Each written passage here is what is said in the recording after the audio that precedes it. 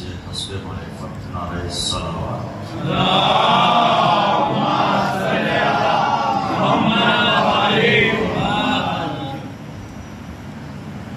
اس دیار میں سوئے ہوئے جتنے شہدائے رحم خدا خصوصاً سرکار میرا رحمۃ اللہ علیہ اور آج کالے محمود علیہ السلام کے عاشق کا انتقال ہوا ہے، مرحوم عمران چشتی، ان تمام مرحومین کے لیے ایک اجتماعی طور پہ سورہ فاتحہ ہے۔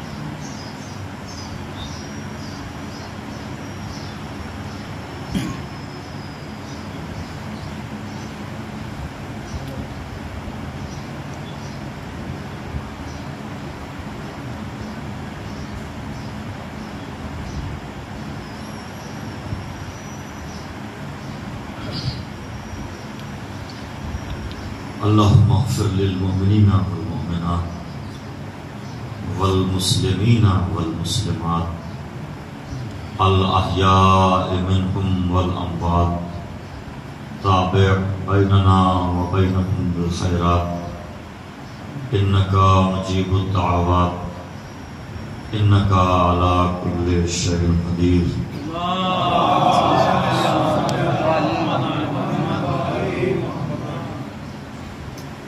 صلوات اتنے بآواز بلند پڑھیے کہ جو حضرات ابھی اپنے گھروں میں موجود ہیں ان کے کانوں تک یہ آواز پہنچے کہ مجلس شروع ہو گئی ہے بآواز بلند صلوات۔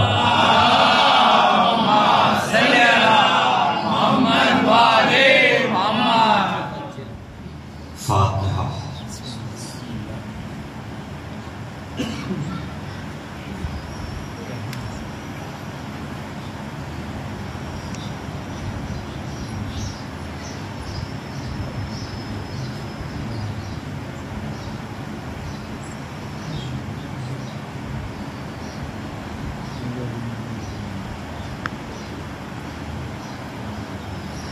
جو حضرات فرش اعضاء پر تشریف لا چکے ہیں ان کی معرفت میں اضافوں کی خاطر، جو ابھی فرش اعضاء سے محروم ہیں ان کی توفیقات کی خاطر ایک صلوات اور بآواز بلند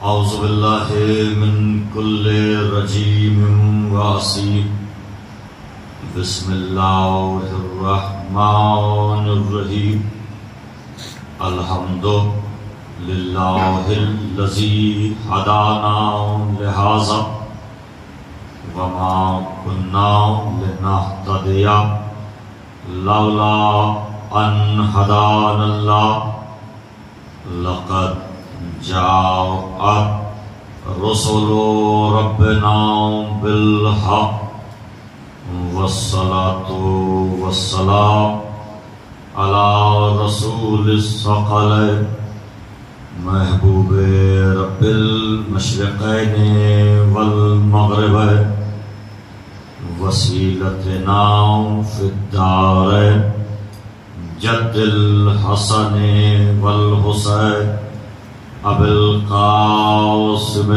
محمد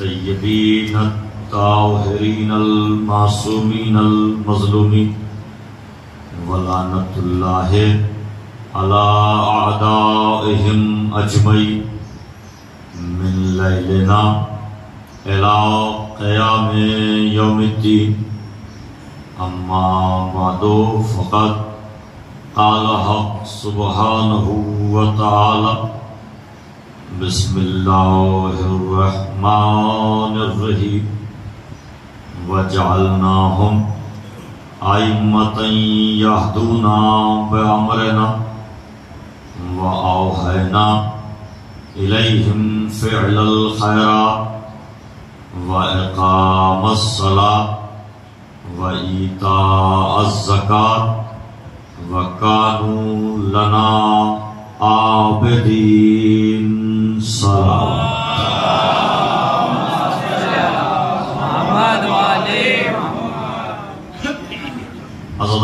سرکار سید الشہداء اور ماتمداران اسیران کربلا، عشرہ اربعین کی یہ تیسری مجلس جس میں مجھے آپ کی خدمت میں حاضری کا شرف حاصل ہو رہا ہے۔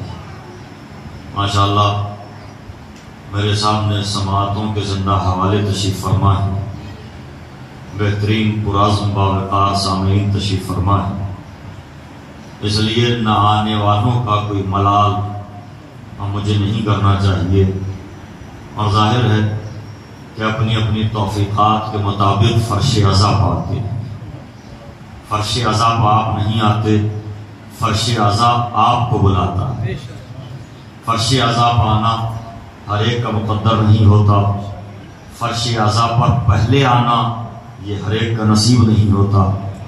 جس کا عقیدہ یہ ہے کہ عزا خانے میں بی بی جناب زہرا آ جاتی ہیں، اس کا عقیدہ یہ بھی ہونا چاہیے کہ بی بی کا انتظار ہم کریں، ہمارا انتظار شہزادی نہ فرمائے۔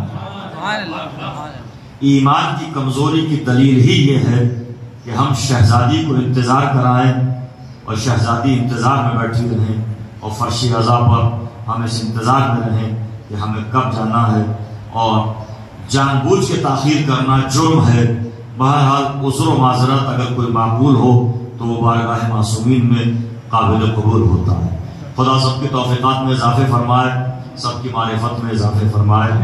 عزاداری کے سلسلے میں اور مجلس کے سلسلے میں آپ ایمان کی بات ایک طرف رکھیے تو ایک بات عرض کرنا چاہوں گا، اور وہ یہ ہے کہ کسی کے یہاں کی مجلس ہوتی ہے، وسیع اصغر کے یہاں کا پروگرام ہے، مجلس آقا حسین کی ہوتی ہے، کسی کے گھر کا پروگرام نہیں ہوتا، مگر پھر بھی اس میں سماجیات ہیں، اور کم سے کم چہرے کی مروت ہے، اور کم سے کم لوگوں میں یہ جذبہ ہے کہ فلاں صاحب کے یہاں کا پروگرام ہے، اس لیے چہرہ تو ضرور دکھانا ہے، کہیں شرمندگی نہ ہو جائے۔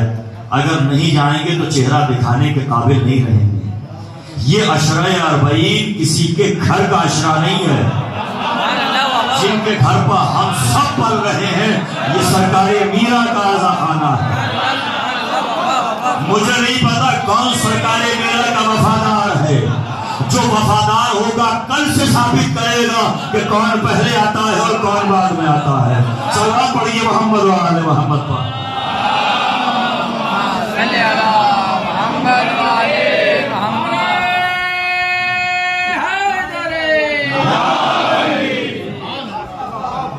آپ یہاں خطیب کو چہرہ دکھانے نہ آئیے، اگر آپ کو آقا حسین کو بھی چہرہ نہیں دکھانا ہے تو جن کے وجود کی برکتوں سے یہ بستی پل رہی ہے، کیا اس جملے پر آپ غور نہیں کریں گے؟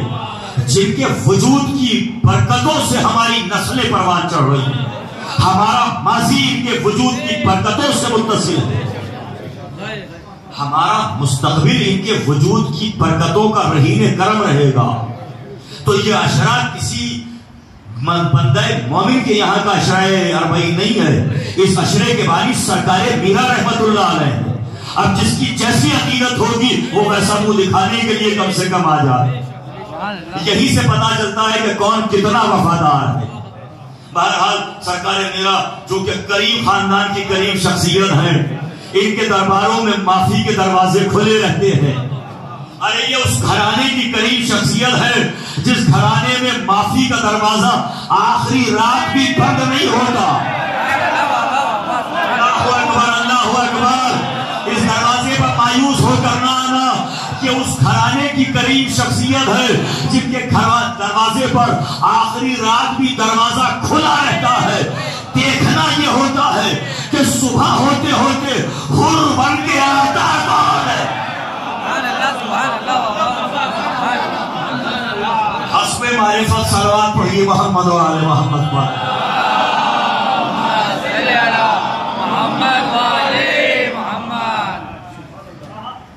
اور حسین کے ذاکر کو کمرے والے سامعین نہیں چاہیے، فرش عزا والے سامعین چاہیے۔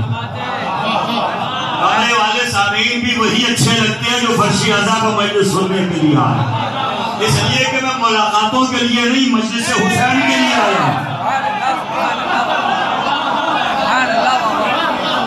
کون سی وفاداری ہے بھائی، یہ کون سی ایسی وفاداری ہے کہ کمرہ بھرا رہتا ہے ماشاءاللہ. محبتوں کے تقاضے ہیں. میں دستیازہ پہلے جوڑ رہا ہوں, مجھے معاف کر دینا تارا گڑھ والوں, نوجوانوں سے کہہ رہا ہوں, بزرگوں سے کہہ رہا ہوں, مجھے آپ سے محبت بہت ہے. اور جسے محبت ہوتی ہے نا جس سے, اسی کو صحیح راستہ دکھایا بھی جاتا ہے. جس سے محبت ہوتی ہے اسی کو روکا بھی جاتا ہے, اسی کو ٹوکا بھی جاتا ہے. یوں تو دنیا میں لوگ نہ جانے کتنے چوراہوں پر بکواس کر رہے ہیں. مجھے کسی سے محبت ہوتی تو جا کے ان کا بازو پکڑ کے کہتا کہ کہاں بکواس کر رہے ہو. جس سے محبت ہے انہی کو تو قریب بلایا جاتا ہے. ارے نہیں جملہ تو رہ گیا. جس سے محبت ہوتی ہے اسے قریب بلایا جاتا ہے. آپ کو ممبر کے قریب بلایا اس لیے جاتا ہے کہ آپ سے محبت ہے. سیرت رسول یہی ہے, جس سے محبت ہے قریب بلاؤ. جس سے محبت نہیں ہوتی اگر وہ قریب بیٹھ بھی جائے تو نبی کو کہنا پڑتا ہے نکل جاؤ میری بارگاہ سے.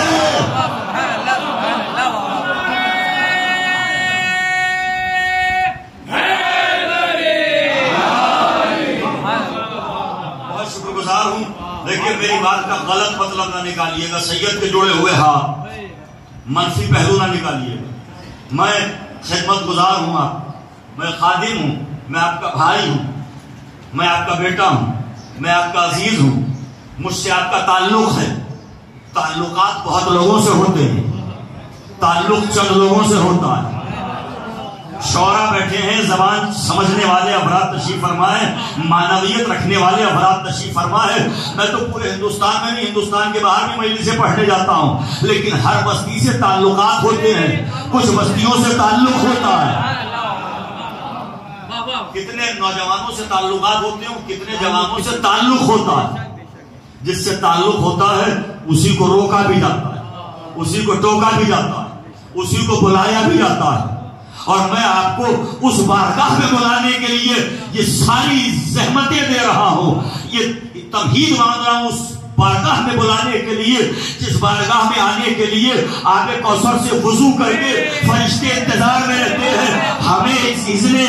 ہمیں اذن نزول مل جائے, ہمیں اجازت مل جائے اس بارگاہ میں آنے. اس بارگاہ میں آنا یہ ہر ایک کا مقدر نہیں ہوتا. اور یاد رکھیے کہ فرش اعضاء سے دوری اچھی علامت نہیں ہوتی. فرش اعضاء سے دوری, جملہ کہوں خدا کی قسم اگر بیدار ہے اور یقیناً آپ بیدار ہیں تو اب جملے کی قدر کیجئے گا. یہ فرش اعضاء نہیں, مادر حسین کا کھینچا ہوا حصار عافیت ہے. حصار عافیت ہے, حصار عافیت ہے. ارے جملے کی گہرائی تک اگر آپ پہنچے ہو تو میں نے تو جملہ ہدیہ کیا ہے. یہ خاتون جنت کا کھینچا ہوا حصار عافیت ہے. اس حصار عافیت میں ہر ایک نہیں آئے گا. حصار عافیت سمجھ میں نہ آیا ہو, حدیث قصہ پڑھ کے دیکھنا. جس بیوی نے چادر کا حصار کھینچا تو پنجتن چادر میں آئے. صلوات پڑھیے محمد و آل محمد.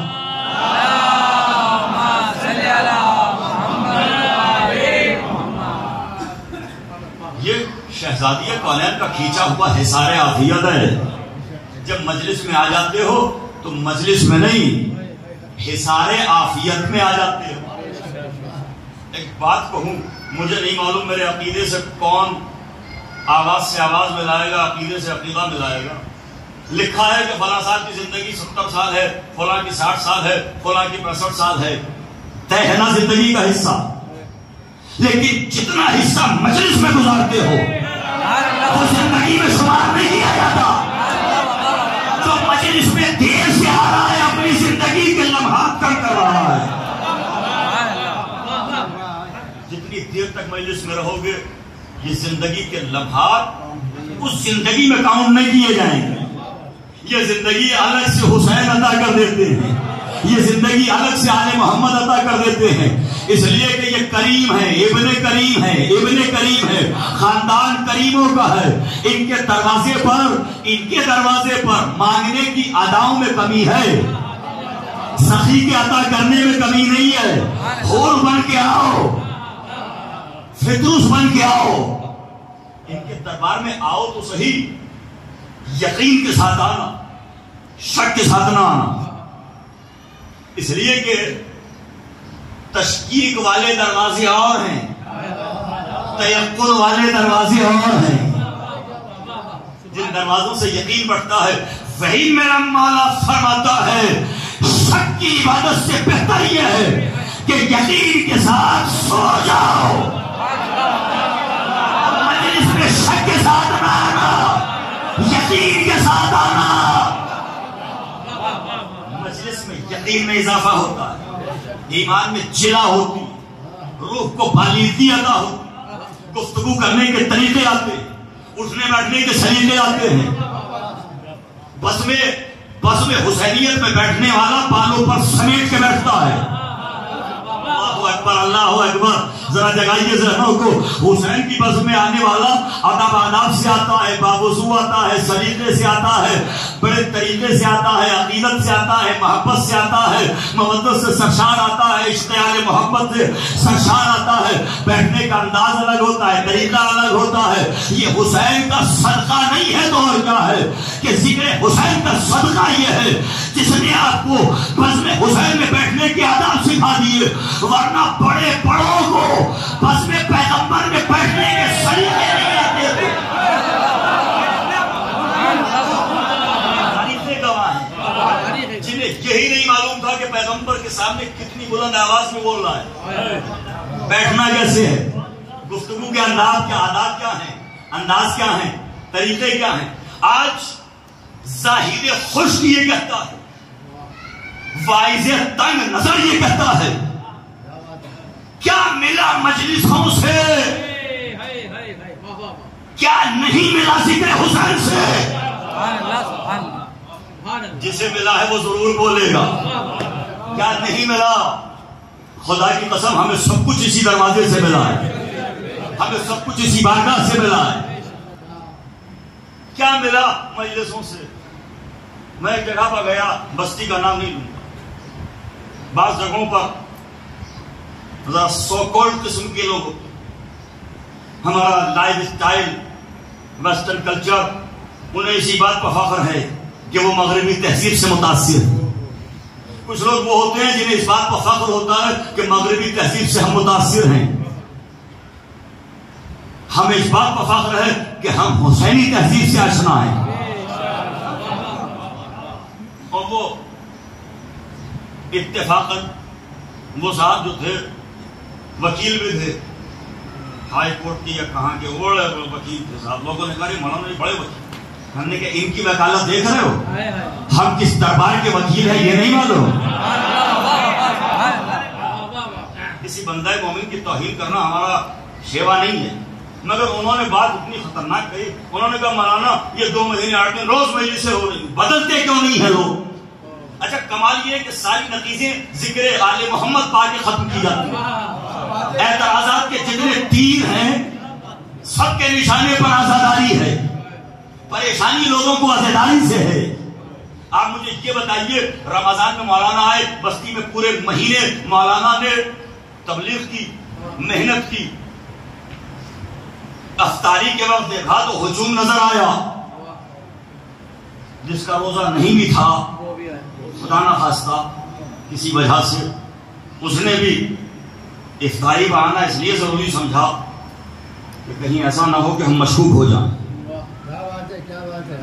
یہ بالکل اسی طرح ہے کہ ایک صاحب کی زوجہ نے پوچھا آپ روزہ رکھیں گے؟ یا نہیں، طبیعت خراب ہے۔ کیا سحری تو کھائیں گے؟ ارے بھائی جب روزہ نہیں رکھنا ہے تو سحری کیوں کھائیں؟ کیا افطار تو فرمائیں گے آپ؟ کیا تم اتنا بھی کافر نہیں ہوں کہ افطاری نہ کھا سکوں؟ رمضان میں مولانا نے پورا 1 مہینہ تبلیغ کی۔ اب بالکل سامنے کی بات کہہ رہا ہوں، جس کے لیے کسی حوالے کی ضرورت نہیں، علم رجال کی ضرورت نہیں، مشاہدات کی بات۔ 1 مہینہ تبلیغ کر کے مولانا نے صبح نماز عید الفطر پڑھائی، گلے ملے، ہجوم تھا، سب آئے، عید ہوئی۔ لیکن جب ظہر کا وقت آیا، مجھے اتنا بتائیے کہ صفوں میں کتنے نمازی رہے؟ اگر زبان میں طاقت ہے تو کہو کہ رمضان کی اس تبلیغ کا کیا فائدہ؟ کہ محرم ہی کے لیے کیوں کہہ رہے ہو کہ آزاداری کا کیا فائدہ؟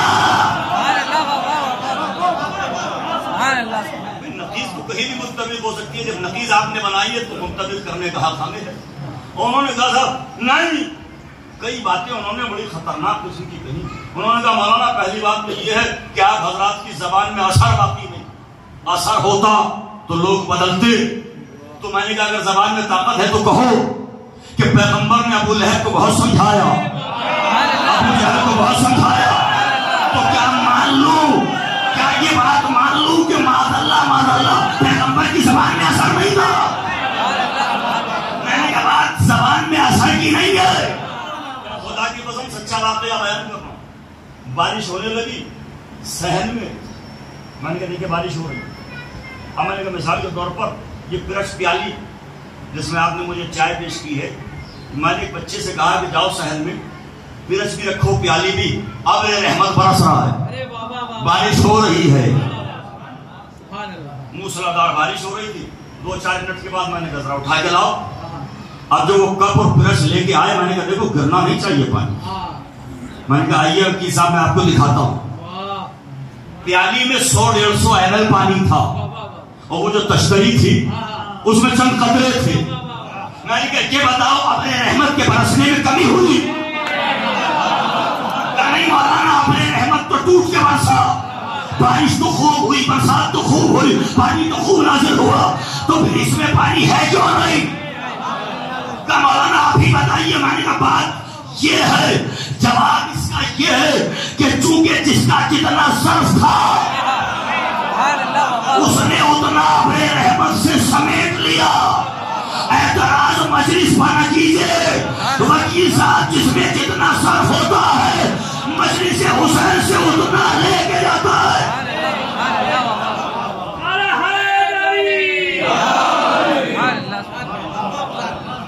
اعتراضات مجلس کے لیے، اعتراضات معترضین اعتراض فرماتے رہتے ہیں، ماتم کے لیے، آزاداری کے لیے، گریے کے لیے، اور مختلف قسم کی باتیں نکلتی رہتی۔ یہ فرش عذاب اہل معرفت کے لیے جملہ کہہ رہا ہوں، اہل معرفت کے لیے، صاحبان عرفان کے لیے، عرفانی مزاج رکھنے والے سامعین میرے سامنے تشریف فرمائیں۔ ہر جملہ ہر ایک کا مقدر نہیں ہوتا، کوشش کی جائے کہ ہر جملے کی گہرائی میں پہنچ کر معرفت کا کوئی موتی نکالا جائے۔ جملہ کہہ رہا ہوں، فرش عذاب نہیں، عرش اولا کا ایک محلہ ہے، عرش اولا کا محلہ ہے جسے فرش عذاب کہا گیا۔ لفظ بدلتا ہوں، فرش عذاب نہیں، بساط سلیمانی کا آقا ہے، اس لیے کہ بساط سلیمانی ہوگا بساط سلیمانی، مگر وہاں سیدہ کے قدم نہیں آئے۔ فرش عذاب وہ ہے جہاں خاتون جنت آ جاتی ہے۔ فرش عذاب کی جسے اہمیت معلوم ہوتی ہے وہ اس انتظار میں نہیں ہوتا کہ مجلس آدھی ہو جائے تو مجلس میں جائیں، وہ تو یہ سوچتا ہے کہ کب آواز آئے۔ اور یہ مرثیہ جس کو ہم نے اذان عزا بنا لیا، لفظ صرف کیا تھا کہ شاید پہنچ جائیں، مرثیے کو ہم نے اذان عزا بنا لیا۔ اذان کا مطلب ہوتا ہے ابھی مؤذن اذان کہہ رہا ہے، اذان کہہ کے مجمع کو جمع کیا جاتا ہے۔ یہ مرثیہ اس لیے نہیں کہ اسے آزاداری کی اذان بناؤ کہ کچھ لوگ آئے اور کچھ نہ آئے۔ مرثیے کی عظمت جاننا ہے اور مرثیہ پڑھنے والوں کا مرتبہ جاننا چاہتے ہو تو کبھی مولا سجاد سے پوچھو، ائمہ سے پوچھو، خود فرش عزا پر بیٹھتے تھے، مرثیہ پڑھنے والے کو منبر پر بٹھاتے تھے۔ اس کا مطلب فرش عزا پر بیٹھ کے مجلس سننا ایمان کی سنت ہے۔ یہ آزاداری ہے، آزاداری ہے۔ حسین کو عملی وفاداروں کی ضرورت ہے، کافی ہے میں جملہ کہہ رہا ہوں، حسین کو عملی وفاداروں کی ضرورت ہے، عملی وفاداروں کی ضرورت ہے، زبانی تابعداروں کی ضرورت نہیں ہے۔ اللہ اکبر، اللہ اکبر، مجھے نہیں معلوم کہ آج اس جملے پر کتنا بیدار ہے. یہ جملہ نہیں ہے، پیغام ہے. یہ جملہ نہیں ہے، میسج ہے. ریکارڈ کیا جائے جملے کو. حسین کو زبانی تابعداروں کی ضرورت نہیں، عملی وفاداروں کی ضرورت ہے. اسی لیے چراغ کھل کر کے دیکھا تھا. یہ حسین نے چراغ کھل کر کے ہم تک پیغام پہنچایا کہ ہمارا عزادار دنیا کے اندھیروں سے پریشان نہیں ہوتا. جتنے اندھیرے بڑھتے ہیں اتنا مومن روشن نظر آتا ہے. مومن کا چہرہ روشن نظر آتا ہے. آل محمد کا تذکرہ. پھر ایک جملہ عرض کرتا ہوں، شاید کہ جملہ پہنچ جائے. مجلس حسین عاشقوں کا نصاب ہے، دنیا کے دیوانوں کا نصاب نہیں ہے. مجھے تو امید تھی کہ یہ جملہ پہنچ جائے گا. یہ عاشقوں کا نصاب ہے. آپ کو آل محمد سے محبت نہیں کرنا ہے، مودت کرنا ہے.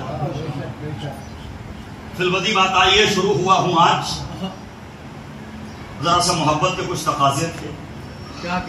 مجھے اختیارات ان نوجوانوں پر ہیں، اس لیے کہ یہ میرے بھائی ہیں اور یہ بزرگ مجھے دعاؤں سے نوازیں. میں چاہتا ہوں کہ یہ نوجوان عملی وفادار ہوں.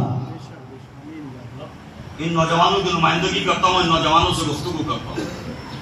میں نے جملہ کہا، بات یہاں تک آئی.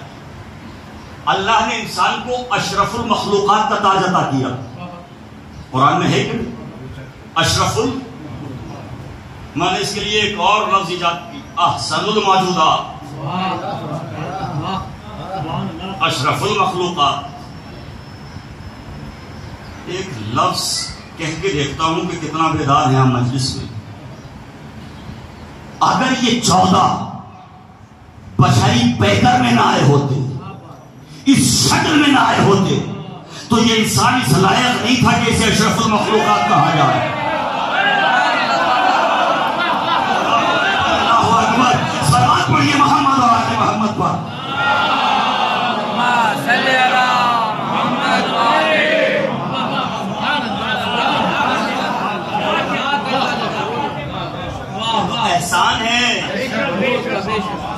احسان ہے کہ اس نے نور کے پیکر کو شکل بشر میں بھیجا. اگر نور بن کے آتا تو تابع نظارہ نہیں تھی، کسی میں مجال نہیں تھی کہ یہ دیکھ سکے. جب اللہ کا نبی موسیٰ نہ دیکھ سکا تو کسی امتی میں تابع نظارہ کیا ہوتی؟ مجال ہی نہیں ہے کہ انہیں دیکھ سکے. اور آگے بڑھوں، یہ پیکرے بشر میں اس لیے بھیجے گئے تاکہ ہمیں اعمال و اقوال پہنچانے میں اور ہمیں اعمال وصول کرنے میں، احکام وصول کرنے میں آسانی ہو جائے. ورنہ ہم کہتے ہیں کہ ہمیں کوئی دکھائے تو صحیح نماز پڑھی کیسے جاتی ہے.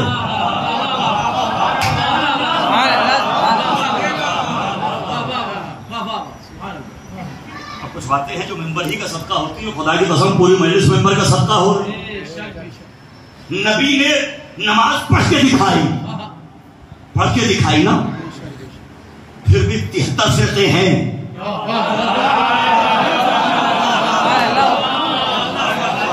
کوئی ہاتھ کھول کے پڑھ رہا ہے، کوئی باندھ کے پڑھ رہا ہے، کوئی یہاں ہاتھ باندھتا ہے، کوئی یہاں ہاتھ باندھتا ہے، کوئی پاؤں سے پاؤں ملا رہا ہے. طریقے بدلے ہیں، انداز بدلے ہیں، سب کچھ بدلا ہے کہ نہیں؟ ذرا سوچئے، جب بشری پیکر میں آ کر، انسانی شکل میں آ کر انہوں نے پریکٹیکلی نماز پڑھ کے دکھائی، اس کے باوجود 73 فرقے ہو گئے. اگر یہ شکل بشر میں نہ ہوتے تو نماز پڑھنے کے آداب نہ ہوتے. ابھی ایک اور شخصیت مظفر نگر میں تھی، میں مجلس پڑھ رہا تھا. اہل سنت کے بہت بڑے عالم، مجھ سے بہت قریب. ظاہر ہے کہ علماء سے تعلق ہونا چاہیے.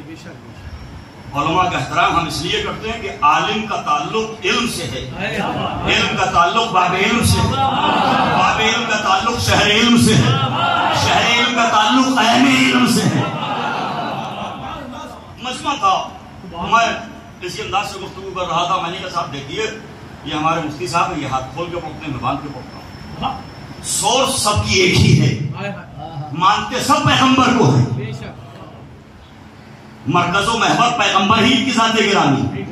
مگر فرق کیا ہوا, ان تک یہ خبر پہنچی کہ نبی نے ایسے پڑھی, مجھ تک یہ خبر پہنچی کہ ایسے پڑھی. جس تک جیسی خبر پہنچی وہ ویسی ہی تو پڑھے گا نا. میں نے کہا بھیا بس اتنا ہی فرق ہے, پڑھ یہ بھی نبی والی رہے, پڑھتا میں بھی نبی والی ہوں, مگر جو بیچ میں بتانے والے ہیں وہ بدل گئے. تو اب اس کا کوئی علاج تو ہو کہ صحیح خبر کون پہنچائے, جو 40 برس کے بعد مسلمان ہو. نمازیں لے رہے ہو, سیرت مصطفیٰ لے رہے ہو, کفر میں بدلتے رہے. اب فارمولا میں نے وہاں نہیں کیا تھا, وقت کی تنقید نکل گیا تھا آگے. آج یہ فارمولا آپ کے سامنے رکھتا ہوں. فارمولا یہ ہے کہ نبی والی نماز انہوں نے بھی پڑھی, انہوں نے بھی پڑھی, محور ان کا بھی وہی, وہ میرا بھی وہی, مرکز ان کا بھی وہی, میرا بھی وہی, سیرت رسول ان کے لیے نبی نمونہ عمل, میرے لیے بھی نمونہ عمل. مگر فرق کیا ہے, وہاں سے یہاں تک خبر پہنچتے پہنچتے بدل گئی کہ نبی نے نماز پڑھی کیسے. میں نے کہا بھیا تاریخ کا کھلا ہوا میدان ہے. میں نے تو یہ دیکھا کہ جب زمانہ کی ٹھوکریں کھا کر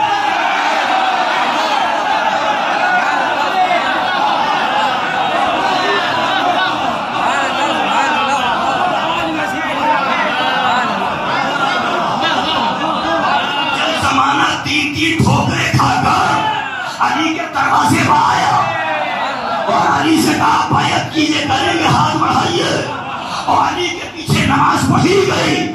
تو کسی سچے صحابی نے کہا آج وہ نماز پڑھی ہے.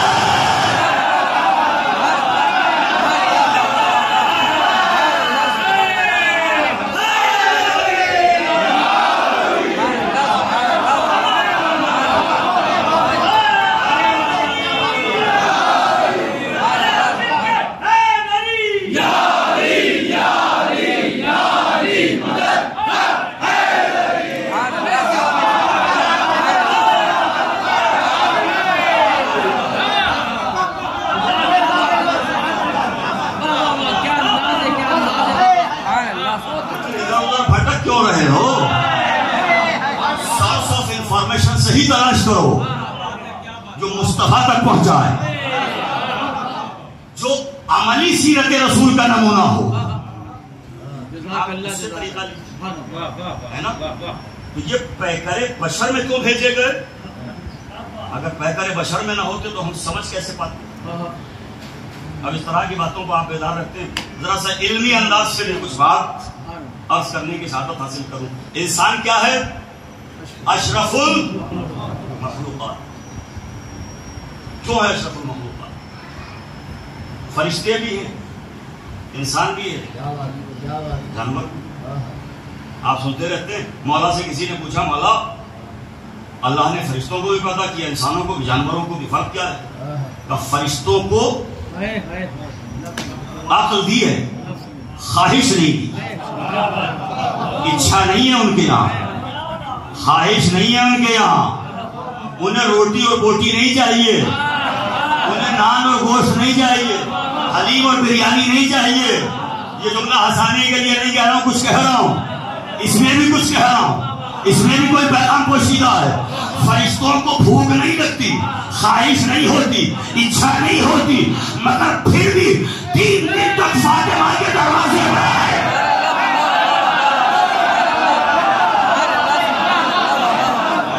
سیدہ کے دروازے پر امیر بن کے نہیں آئے, یتیم بن کے آئے, مسکین بن کے آئے. کیوں بھیجا؟ قرآن کی آیت کہتی ہے یفعلون ما یؤمرون, فرشتوں کی عصمت پر یہی آیت کافی ہے. خدا کی قسم پڑھے لکھے افراد تشریف فرمائے, فرشتے معصوم ہیں, ان کی عصمت کے لیے یہی آیت کافی ہے. اوروں کے یہاں فرشتوں کا تصور کچھ اور ہے, ہمارے یہاں قرآن سے جو تصور ہے وہ تسلیم کیا جائے. اللہ نے آدم کا پتلا بنانے کے لیے فرشتوں کو بھیجا. دیکھیے غیروں کی روایت کو آیت قرآنی کی ترازو پر تول کے آپ کے سامنے رکھتا ہوں. میزان عدالت میں رکھیے گا. سماعتوں کی عدالت میں دستاویز رکھ رہا ہوں, اس لیے فیصلہ صحیح فرمائیے گا. ہوا یوں کہ حضرت آدم کا پتلا تیار کیا گیا تو مٹی منگائی گئی. یہ اور لوگ کہتے ہیں کہ مٹی منگائی گئی, فرشتوں کو بھیجا, مٹی نے رو کر گڑ گڑا کے کہا, فرشتے واپس آ گئے. آخر میں ملک الموت کو بھیجا جو قابض الارواح ہے. اس نے نہ کوئی فریاد سنی نہ کوئی نوحہ سنا, مٹی کو اٹھایا لے گیا. یہ روایت اس لیے قابل قبول نہیں چونکہ فرشتے اس کی اطاعت گزار ہیں. اور آیت کہتی ہے یفعلون ما یؤمرون, جنہیں حکم, فرشتوں کی کیفیت یہ ہے جو انہیں حکم دے دیا جاتا ہے وہی کرتے ہیں. تو اگر یہ مٹی لیے بغیر خالی واپس آئے اس کا مطلب اطاعت نہیں کی. یہ روایت قرآن کی کسوٹی پر کھری نہیں اترتی. فرشتوں کا کیا اللہ نے تصور پیش کیا یفعلون ما یؤمرون, یہ وہی کرتے ہیں جو انہیں حکم ہوتا ہے. یہ وہی کرتے ہیں جو انہیں حکم ہوتا ہے. تو اگر 3 دن تک سیدہ کے دروازے پر آئے تو مانو اپنی مرضی سے نہیں آئے, حکم اس کا تھا, عمل فرشتوں میں تھا.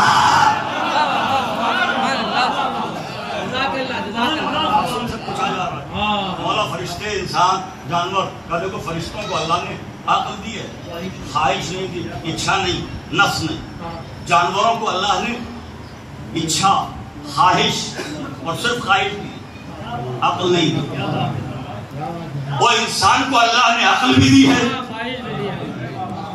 کا تو پھر مولا نتیجہ کا جس انسان کی عقل خواہشات پر غالب آ جائے وہ فرشتوں سے بہتر ہے, اور جس کی خواہشات عقل پر غالب آ جائے وہ جانور ہے, انسان نہیں ہے.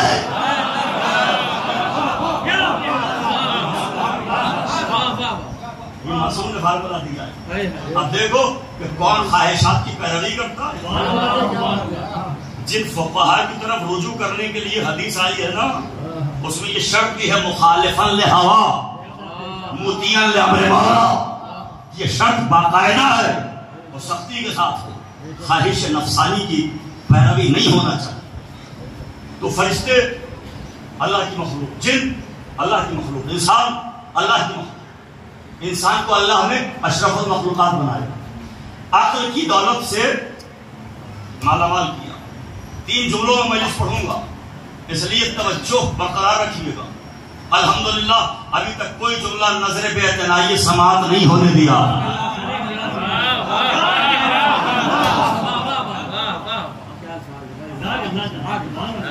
ابھی تک ہر جملے کی آپ نے پذیرائی فرمائی, کوئی فقرہ ادھر ادھر سے گزرنے نہیں دیا. سماعتوں کی حویلی سے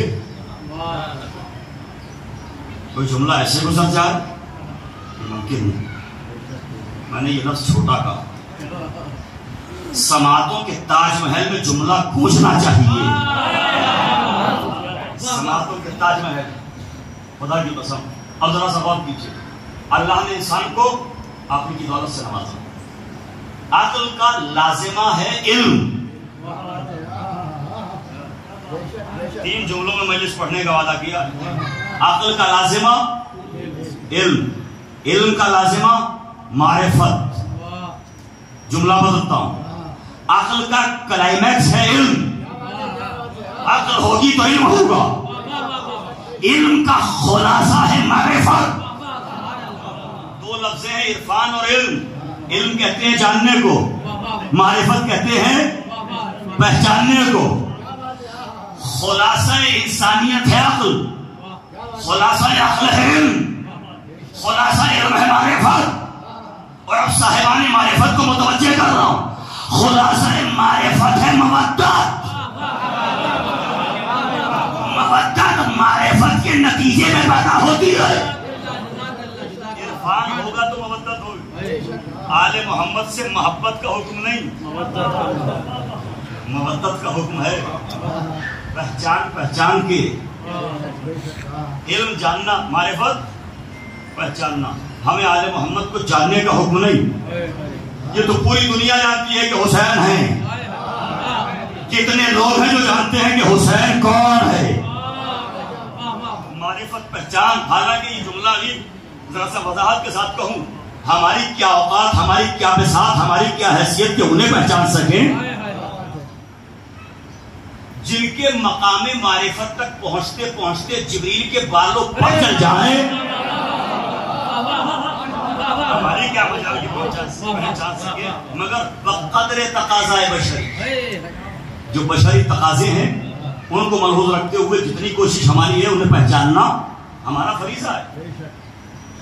علم اور معرفت، علم جاننا، معرفت پہچاننا. جب علم پڑھے گا تو معرفت پڑھے گی.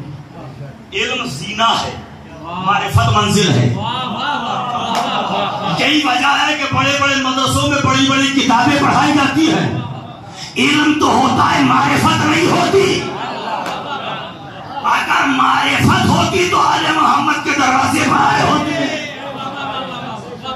مودت ہوتی ہے معرفت کے نتیجے میں. اب میں سوچ رہا ہوں شاید میں نے کچھ کٹھن بحث مشکل بات شروع کر دی. تو مشکل ہے تو اور مشکل سے ہی مشکل کو شاہ کا نام لے کر. مودت. آج سے پہلے آپ نے کبھی سنا ہو تو بتائیے گا. اس طالب علم کو دعائیں دیجیے گا، اگر پہنچ جائے تو مجھ پر بھی شکر کے سجدے بازی ہو جائے. آل محمد سے ہمیں حکم جو قرآن نے دیا کیا ہے؟ مودت. مودت کیا ہے؟ اللہ کو پکارتے ہو یا ودودو. کچھ دعا تعویذ والے جو بزرگ حضرات ہوتے ہیں، علماء ہوتے ہیں، وہ میاں بیوی کے درمیان محبت کو پیدا کرنے کے لیے، اضافے کے لیے چینی پر پڑھ کے یا ودودو. اب اس پر نقطہ چینی نہ کیجیے گا.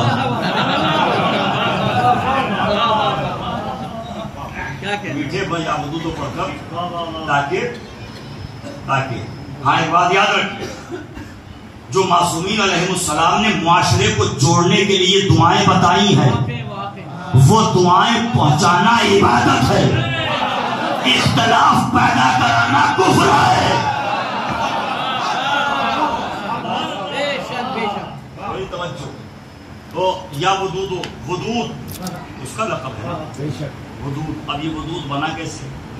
With, with.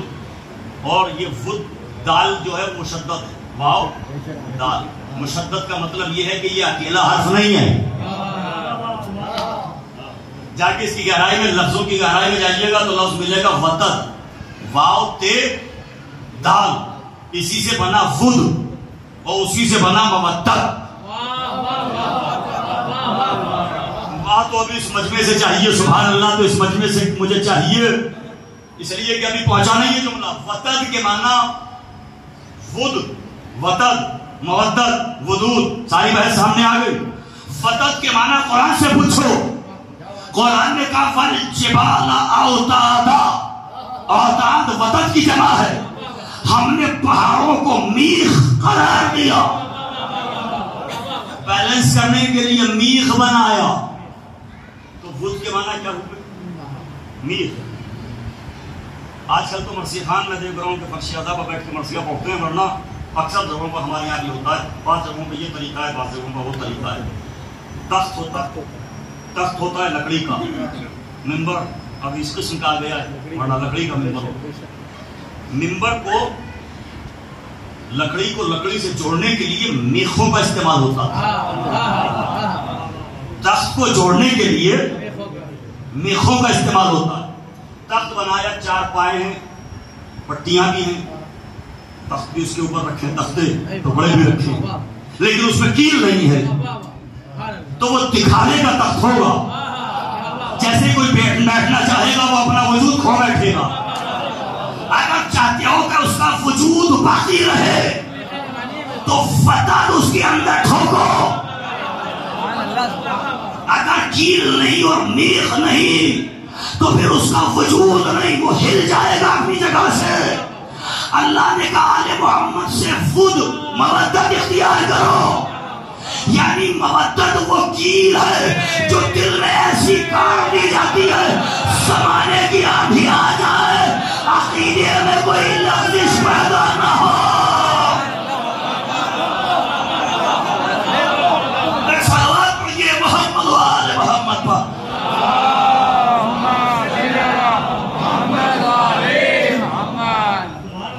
آل محمد علیہ السلام سے محبت کا حکم. انہیں پہچاننے کی کوشش کرنا ہے. یہ ہم جیسے نہیں ہیں اور ان کی بارگاہ میں آنا ہر ایک کا نصیب بھی نہیں ہے. آج تو ممبر کی عطا سے جو کچھ ہوا وہ میں نے آپ کی خدمت میں عرض کیا. جو جملے آئے وہ میں نے پڑھ دیا. اب ظاہر ہے کہ ایک بڑا طبقہ اور ایک بڑی تعداد جنہیں آقا حسین نے بلایا وہ کربلا محلہ چلے گئے. خدا ہم سب کو بلائے, میرے مولا ہم سب کو بلائیں. ایک بڑی تعداد گئی ہوئی ہے, اس کے باوجود بھرا ہوا مجمع اس بات کی دلیل ہے کہ مجلس آپ کا عشقیہ نصاب. ابھی باتیں ہو رہی تھی کمرے میں بیٹھ کر, بہت سی باتیں ہو رہی تھی. خطاب دیا کیا آنکڑا تھا آپ کا کہ صاحب کربلا کی زمین کی جو کیپیسٹی ہے کتنی ہے؟ 18 لاکھ لوگ آ سکتے ہیں دنیاوی جغرافیے کے اعتبار سے. 18 لاکھ ہے نا. اب انہوں نے گوگل پہ کہیں پڑھا ہو, سرچ کیا ہو. کربلا کی سرزمین کی جو کیپیسٹی ہے وہ کتنی؟ 18 لاکھ, 20 لاکھ, 25 لاکھ, 1 کروڑ. اور جاتے کتنے ہیں؟ 7 کروڑ, 8 کروڑ, 10 کروڑ, 12 کروڑ ایسی جاتے ہیں. اب بڑے تعجب سے لوگ ہم سے پوچھتے ہیں اتنا بڑا مجمع, اتنا بڑا انتظام, خدا کی قسم اگر جاننا چاہتے ہو میدان محشر میں حسین کیسے بلائیں گے؟ کربلا کے دیکھو اتنا بڑا مجمع حسین کی زری کو چومنے کے لیے بے قرار ہے. اللہ اکبر, اللہ اکبر. ابھی بھی کچھ لوگ ایسے ہیں جب ان سے کہا جائے کہ زیارت کے لیے چلیے تو وہ کہتے ہیں جب بلائیں گے مولا تو جائیں گے. یہی تمہاری عدم معرفت کی دلیل ہے, یہی تمہارے ایمان کی کمزوری کی دلیل ہے. جب بلائیں گے تو جائیں گے. حسین نے تو 1400 برس پہلے حل من ناصر ینصرنا کہہ کر بلایا تھا. کوشش تم کرو, جب تک ادھر سے کوشش نہ ہو ادھر سے بلاوے پر دستخط کیسے ہوں؟ دستخط کیسے ہوں گے؟ آقا کی بارگاہ میں جانے کے لیے بلاوا, اس پر دستخط. مگر پہلے روح کی گہرائی سے کہے تو صحیح انسان لبیک یا حسین. جب روح کی گہرائی سے لبیک کہے گا آقا کی بارگاہ میں تو پھر دستخط بھی ہوں گے, بلائے بھی جائیں گے. کیپیسٹی ہے کہ لاکھوں آ سکتے ہیں اور جا رہے ہیں کروڑوں. لوگ تعجب سے پوچھتے ہیں اتنا بڑا مجمع سمایا کیسے, اتنا بڑا مجمع آیا کیسے؟ جملہ یہ کہہ رہا, اگر اٹھ کر بھی اس جملے کا استقبال کیا جائے تو خدا کی قسم کم ہے. لوگ کہہ رہے ہیں اتنا بڑا مجمع ایک چھوٹے سے خطے میں سمایا کیسے؟ تم نے کربلا کو سمجھا نہیں ہے, تمہیں کربلا کی معرفت نہیں ہے. ارے جو حیثیت 114 سوروں کے درمیان قرآن میں سورہ حمد کی ہے وہ ساری زمینوں میں کربلا کی حقیقت ہے.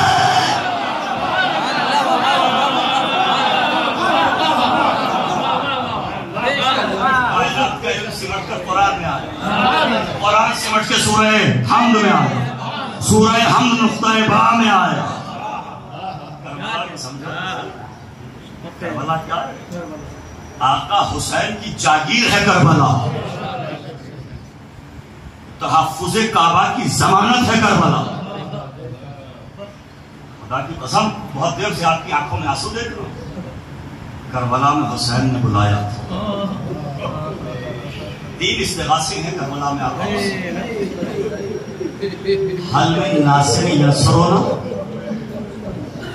ہے کوئی حسین کی نصرت کرنے والا؟ اب استغاثہ دل پہ ہاتھ رکھ کے سننا، روتا وہی ہے جسے توفیق مولا عطا کرتے۔ حل من ناصر ینصرنا، ہے کوئی حسین کی نصرت کرنے والا؟ دوسرا استغاثہ سناؤ، فرماتے ہیں حل من مغیث یغیثنا، ہے کوئی غریب کو پناہ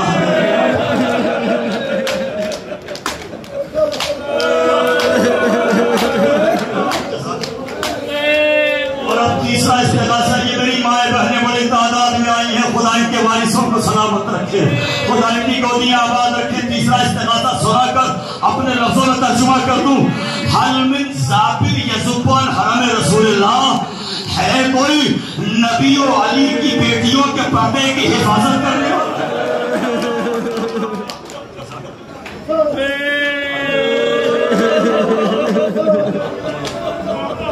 یہی وہ استغاثہ تھا جس پر رباب کے اسلم نے گہوارے کی دنیا کو چھوڑا۔ آج سفر کی 13ویں تاریخ گزر گئی ہے، سفر کی 13ویں تاریخ کو اس بی بی کا ماتم کیا جاتا ہے جسے سکینہ کہا جاتا ہے۔ علی اصغر کربلا میں شہید ہے، سکینہ شام میں ہے۔ رباب کے دو ہی تو بچے تھے، ایک کربلا میں سو گیا اور ایک شام کے اندھیرے قید خانے میں سو گیا۔ اسی لیے رباب کبھی ٹھنڈا پانی نہیں پیتی، کبھی سائے میں نہیں بیٹھتی۔ جب پہلے شام سے رہائی ملی اور سب نے کہا چلیے بھومی اماں، سید سجاد نے کہا اماں چلیے، جناب زینب سے کہا بھومی اماں اماں سے کہیے کہ چلے۔ ایک مرتبہ تعویذ قبر سکینہ سے لپٹ کے کہا میں مدینے جا کے کیا کروں گی، ارے میرا عسکر کربلا میں سو گیا، میری سکینہ شام میں سو گئی۔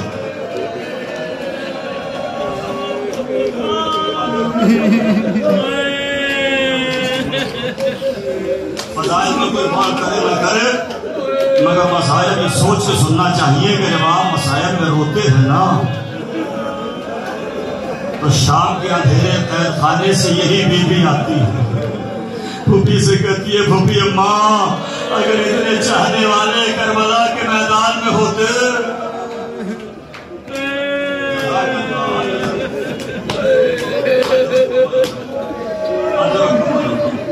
بس مجھے 3-4 منٹ دیجئے، مجھے بی بی کے مسائل پڑھنا۔ جب میں گھر سے چلنے لگا تو میری ماں نے مجھ سے کہا بیٹا یاد رکھنا تیرا سفر کو بی بی سکینہ کے مسائل پڑھنا نہ بھول جانا۔ آج کی تاریخ مخصوص ہے جناب سکینہ سے۔ بی بی کا نام کیا ہے؟ عرب میں مشہور ہے، جو سیاحتوں کو لے خدا دوبارہ لے جائے، جو نہیں گئے انہیں بھی بار بار لے جائے۔ بی بی کا نام معلوم ہے کیا ہے؟ رقیہ۔ سامعین خدا کی قسم سلام ہے، قبر پر لکھا ہے رقیہ بنت الحسین، مشہور کیا ہے؟ سکینہ۔ نام رقیہ ہے، لقب سکینہ ہے۔ ہمارے یہاں لقب مشہور ہوا، نام رقیہ، لقب سکینہ۔ سکینہ بنا ہے سکون سے۔ کتنے باپ بیٹھے ہیں اس مجلس میں، کتنی مائیں بہنیں آئی ہیں یہ ماتم کرنے کے لیے، رونے کے لیے۔ خدا ان کی گودیوں کو آباد رکھے، کوئی غم نہ دے سوائے غم مظلوم کربلا کے۔ ارے حسین کی بچی کا لقب سکینہ ہے، سکینہ سکون سے بنا ہے، چونکہ حسین کے دل کا سکون ہے یہ بی بی، اس لیے سکینہ کہا جاتا ہے۔ ارے سینے پر جب تک نہیں سلاتے ارے سکون نہیں ملتا ہے آقا حسین۔ مصیبت کیا ٹوٹی ہے اس بچی پر، شام غریبہ میں خیمے جلے، شمر نے گوشوارے اتارے نہیں ہیں۔ کاش میرا جملہ پہنچ گیا ہوتا۔ گوشوارے اتارنے کی کیفیت اور ہوتی ہے، گوشوارے نوچنے کی کیفیت اور ہوتی ہے۔ گوشوارے شمر ملعون نے کھینچے، رخسارے پر تماچا لگایا، دامن میں آگ لگی، بابا بابا کہتی ہوئی مقتل میں آئی۔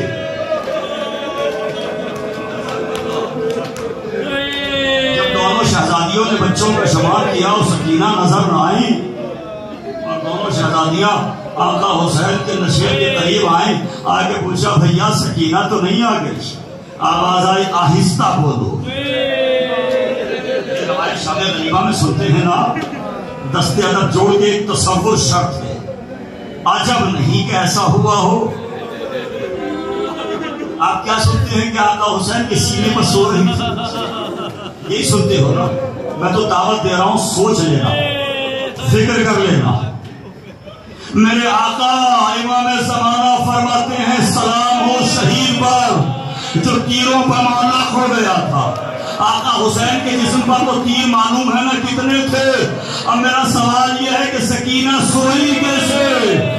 अजब नहीं पहले बाबा के पहलू में बैठी हो, जिस्म से तीर खींचे हो। बाबा आपके जिस्म पर तीर बहुत है, मातम करो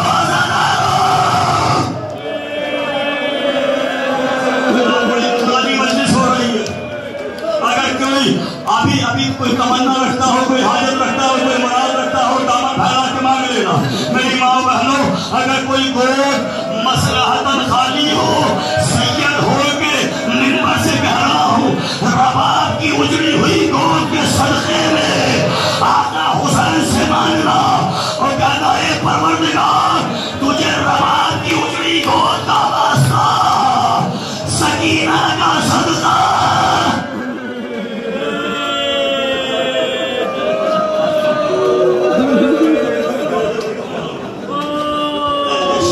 ये बच्ची शिमर के तमाचे खाती हुई आई।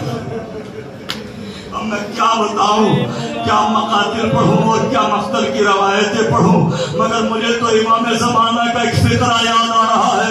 मेरे जमाने का इमाम फरमाता है सलाम हो उस बच्ची पर जिसके रुखसारों की रंगत करबला से शाम तक तब्दील होती रही। कभी नीले हो गए, कभी सुर्ख हो गए।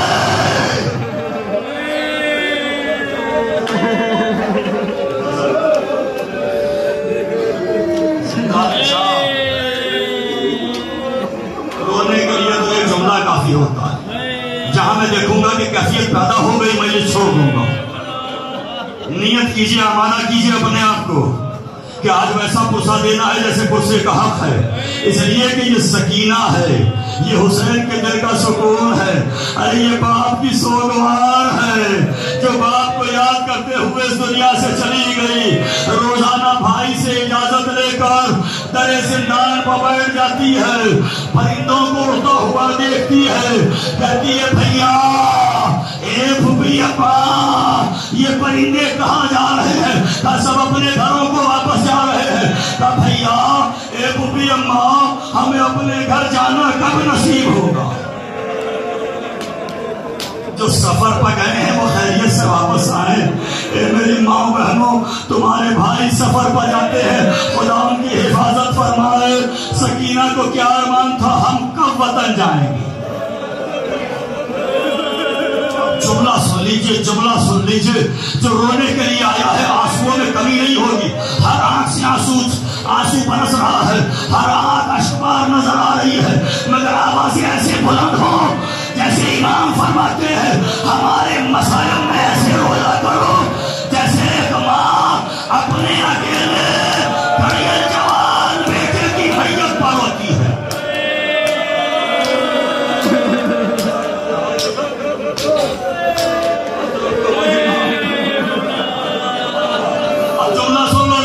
दिलों पर हाथ रख के जुमला सुनो। मेरी माँ बहनों बाहर तक बैठी हो, हमने जुमला सुन लेना, दिलों पर हाथ रख के जुमला सुनना।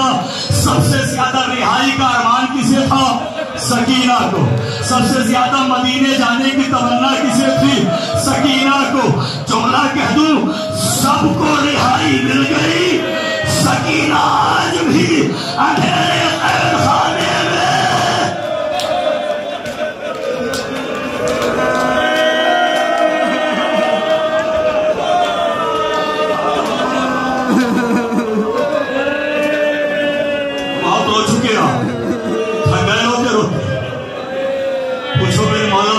से कितने बरस रोए?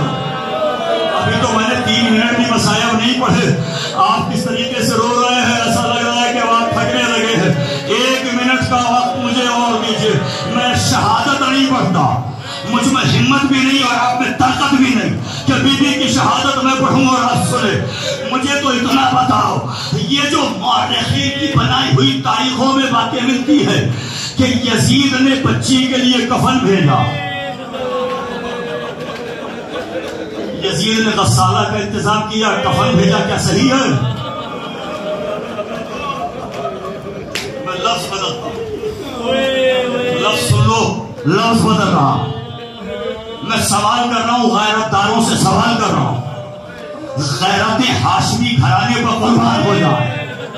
غیرت داروں سے میرا ایک سوال ہے, کیا سکینہ کی غیرت اجازت دے گی کہ باپ کے قاتل کا کفن قبول کرے؟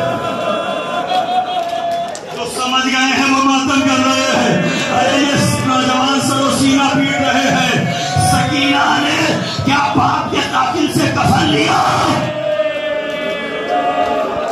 واقعہ سنا دوں, 200 برس کے اندر کا واقعہ ہے. سید ابراہیم ایک بہت بڑے فقیہ عالم, ابھی 200 برس کے زمانے کا واقعہ, 200 برس کے اندر کا واقعہ. سید ابراہیم دمشقی شام میں رہتے ہیں, سید ہیں, محتاط عالم ہیں, فقیہ ہیں, متقی ہیں, پرہیزگار ہیں, معصوم ہو نہ ہو مگر محفوظ ہیں. بہت بڑی عالم, بہت بڑی شخصیت. ان کی 3 بیٹیاں تھیں. چھوٹی بیٹی نے خواب میں دیکھا ایک ننھی سی بچی آئی ہے,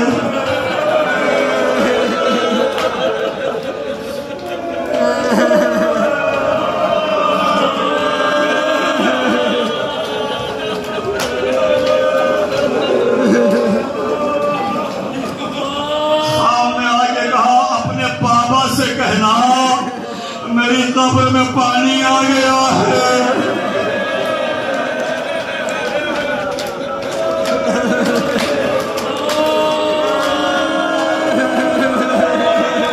بچی کی آنکھ کھلی, باپ سے خواب بیان کیا کہ بیٹا یہ آل محمد کا مسئلہ ہے, اب کھولنا تو یوں بھی مناسب نہیں, جائز نہیں. دوسرا دن ہوا, دوسری بچی نے خواب میں دیکھا اور کہا اپنے بابا سے کہنا ہم نے کوئی پیغام پہنچایا تھا, ہماری قبر میں پانی آ گیا اور ہماری قبر نشیب کی طرف جا رہی ہے. دوسری بچی سے بھی باپ نے کہا کہ یہ بڑا حساس موضوع ہے, ابھی میں فیصلہ نہیں کر پا رہا ہوں. تیسرے دن تیسری بچی نے خواب میں دیکھا. جب تینوں بچیاں خواب میں دیکھ چکی, ابراہیم دمشقی اپنی جگہ سے اٹھے, نماز صبح کے فرائض ادا کیے, فقہاء کو جمع کیا, علماء کو جمع کیا, اپنے معاصرین کو جمع کیا, تمام عرفاء اور عارفین کو جمع کیا, ان سے یہ مسئلہ بتایا. تمام نے بیٹھ کر ایک بات کو طے کیا, سب باوضو بیٹھے, ذہن پر احرام عشق اہل بیت کو باندھا, احتیاط کے پیرائے میں بیٹھے, تقریباً اعتکاف کی منزل میں بیٹھے. علماء نے جمع ہو کر یہ فیصلہ کیا کہ صبح صبح سب پوری رات عبادت میں گزارنا ہے, آل محمد سے توسل کرنا ہے, خدا کو یاد کرنا ہے, دنیا کا کوئی تصور ذہن میں نہ آئے. صبح صبح نماز کے بعد ہم سب زندان کے دروازے پر آئیں گے اور جس کے ہاتھ سے زندان کا تالا کھل جائے گا وہی اس کام کو انجام دے گا. ابراہیم دمشقی کے ہاتھ سے تالا کھل گیا, زندان کا دروازہ کھلا, چاروں طرف قناطیں لگائی گئی, پردے کا انتظام کیا گیا. ارے یہ سیدہ ہے,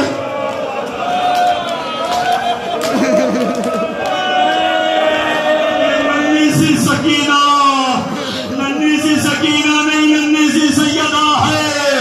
چاروں طرف سے پردے کا انتظام کیا. عجب نہیں, عجب نہیں خواتین کا انتظام کیا گیا ہو. ابراہیم دمشقی اپنی بیٹیوں کو لائے ہو. جب قبر کھودی گئی اور لکھا ہے کہ جب تک قبر کھود کر نکالا گیا اور دوسری قبر میں دفن کیا گیا, ایک بڑا عرصہ تھا ابراہیم دمشقی باوضو رہے, وضو کا دامن بھی نہیں چھوڑا. ابراہیم دمشقی کہتے ہیں جب بچی کو قبر سے نکالا گیا ایسا لگ رہا تھا جیسے ابھی دفنایا گیا ہے. ارے وہی شام غریبہ کا چلا ہوا دامن, مردہ جسم سے چپکا ہوا، یعنی کفن نہیں لیا، کانوں سے گوشوارے چھنے لہو بہ رہا تھا، رخساروں پر تماچوں کے نشان، قیامت آ گئی ہائے سکینہ۔